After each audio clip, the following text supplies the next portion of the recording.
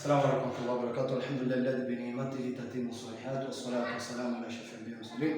Na ndugu zangu, naomba usichague kazi bora, ile kazi ya halali na kisheria, haina makosa mbele ya Mwenyezi Mungu. Ndio leo sisi tukiwa na nafasi ya kusomesha madarasa tusomesha, tukipata kazi za kupiga deki kama hivi kwenye rumu bomba zimechafuka, mwenyewe atatupiga deki, tumpigia. Ikitokea kazi ya kupaka rangi ndio kama hivi mnatuona, pia tutapaka rangi mara. Sasa hizi ndio zitatupa uhai sisi. Hizi kazi hizi za kupaka rangi twafanya zote, kusimamia majumba kujengwa pia twafanya. Mkiwa na makazi zenu, hata kama ni contractor labda atakamsaidizi pale kwa kupigia jicho ili bidhaa zako zisiende vibaya, pia tuko tayari kufanya kazi hizo hizo.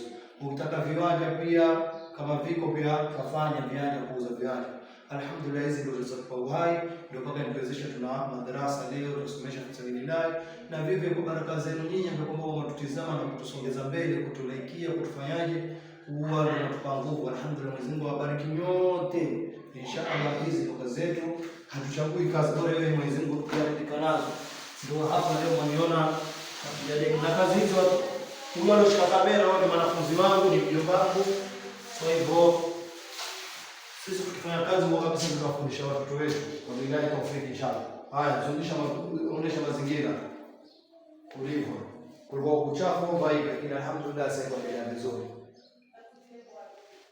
Billahi tawfiki. Angalia paka hapa. Onyesha kulivyo na rojo hapa. Haya, kata.